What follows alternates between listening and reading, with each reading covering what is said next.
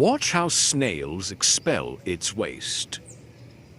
They crawl and do it in their waste area. Its anus is located near its breathing hole. It will then start the torsion. It will hide inside its shell and do rhythmic muscular contractions to push out the waste.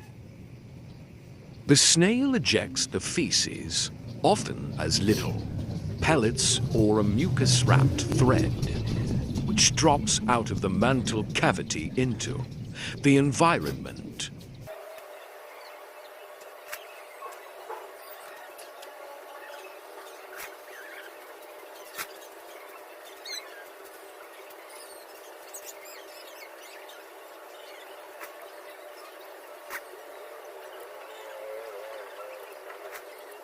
It leaves behind a slimy thank you note to